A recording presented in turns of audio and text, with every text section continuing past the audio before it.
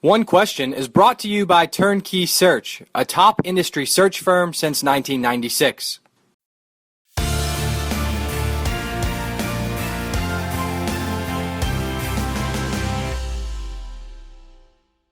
Danny, I think this conversation will be a very useful and valuable supplement to yesterday's release of the first Athletic Director U piece from D1 Ticker that was written by Jason Belzer. And to start, I want to ask you this macro question, this macro level question of, what do you know now about being a head coach from your tenure at Kent State that you wish you would have known going into the position, and that will be of a benefit to you as you re-accelerate your career and potentially become a head coach again? That's a really great question, Matt. I think one of the takeaways for me has been how important it is for my voice to be in every room of the building of our program without, quote unquote, micromanaging. And one of the things that I learned at Kent State, which helped me be better as we were there longer, was how important it is, especially as a first-time head coach, that people have opportunities to interact with the head coach, not one of the assistant coaches. That's not to imply that the assistant coach is inadequate in any way. It's just that consistency of messaging, the relational component is so vital, especially as a first-time head coach, because you have to be consistent with what your values are, the way that you want things done. And I think it just helps everybody back you. It helps everybody better serve the student athlete when everyone is saying the same thing with the same intentions. But that can only happen if you're, quote unquote, in every room personally. In a number of segments of the article, Danny, I thought you did some really deep kind of reflection, self-reflection on what you could have done better at Kent State. And since the vast majority of people who will hear this interview are, of course, on the administrative side of the table, how would you advise them to effectively identify key traits of leadership in young, advancing assistant coaches? And really, that doesn't matter what sport we're talking about. It could be women's basketball, baseball, softball, etc. What are some tips you would give them on how to identify assistant coaches who have the traits that you self-reflected upon that you wish you would have had, whether that be watching them coach, talking to their network, or in an interview setting?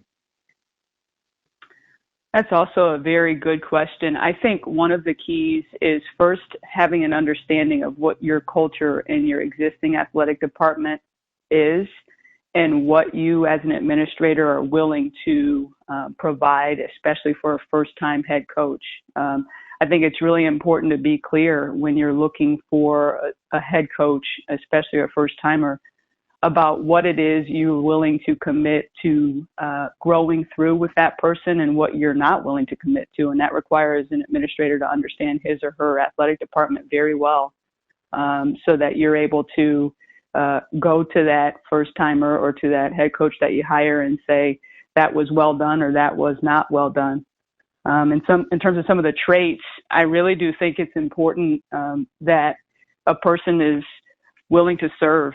And those attributes that make for a good teammate, ultimately, I think, make for a great coworker as well. And every assistant coach that has gone on to be successful as a head coach has spent a lot of time doing the things that aren't necessarily on that person's job description. Because I think, again, when you're a head coach, you're responsible for everything going well. And then you're also responsible for everything when it does not go well. And that doesn't always mean that you get to only smell good, if that makes sense. So I think having a servant leadership mentality. I also think having a breadth of experience is important in terms of the background, because you can't assume that an assistant coach who's been extremely successful at the Power 5 level will understand the unique needs of a kind of other 5 or lower Division I or whatever level of college program. Those needs are different. And it's important, I think, that a person has a breadth of experience so that he or she is aware of those things on the front end. If and when you get a chance to interview to become a head coach again in your career, how will you approach the research component of what that job entails differently than you did leading into the Kent State opportunity? And are there specific questions that now are at the very top of your list that you have to have answered right off the bat to your satisfaction before you're going to pursue it further? How has the perspective on that front changed now that you've been a head coach and now that you'll have that opportunity again in the future? I think one of the things that is important in this industry that we would all agree upon is relationships. And from a research standpoint, if and that was a good way to phrase it, if that's something that presents itself again, it will be very important to me to speak with folks that are involved in the current program.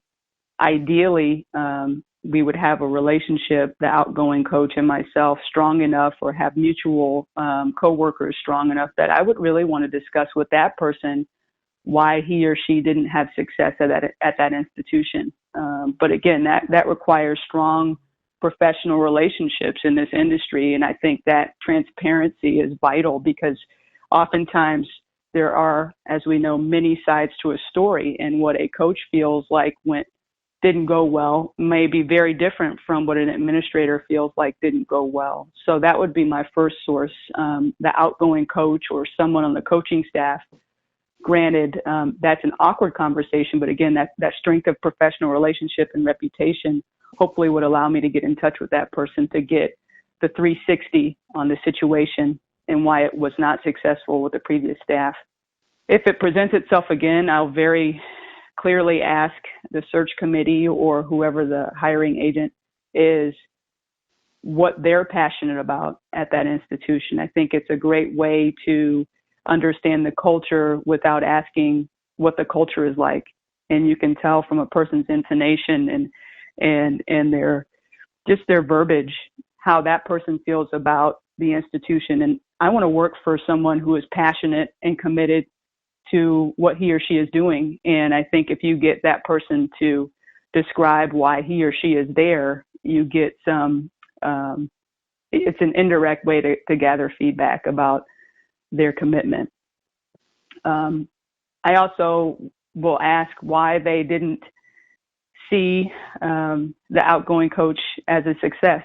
And that gives that person an opportunity to take some ownership if they're going to or not, and why that outgoing coach didn't make it. And I think that's important because that person who's hiring you is going to probably have similar things to say about you when they either extend you or not when you're finished there. So I think there's some ways to gather information that give the hiring agent or the search committee members an opportunity to get excited about being at the institution.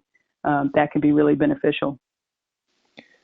So doing a post-mortem, if you will, on and head coaching tenure, these really don't happen too often. At least we don't hear them publicly. So that's why I think this content can be really valuable for administrators that listen to the interview. Give me an idea of maybe the best piece of advice or two you've received, because right, there's plenty of examples of coaches who haven't worked in one situation or at one institution, and in due time have done a terrific job and excelled at another institution in another situation. So give me a piece or two of advice you've heard from your peers around the industry that you stick to in terms of moving your career forward now. Well, I think one of the things that we as coaches, when we go to these coaching symposiums, when we speak with our coaching mentors, when we try to get a better understanding of how to be successful in this industry, especially when we're looking to transition from an assistant to a head coaching position, we're always told how important it is from an athletic director standpoint to win the press conference. And we as coaches are always so fixated on getting the job.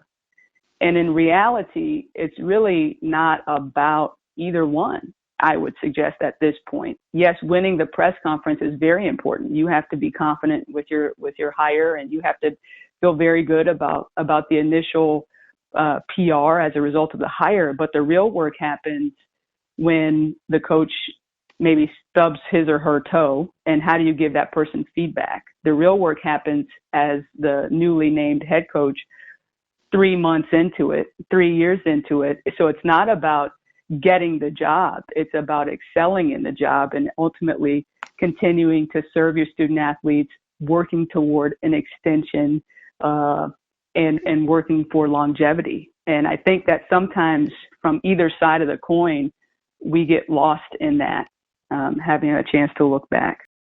And that's today's One Question, brought to you by Turnkey Search, a top industry search firm since 1996.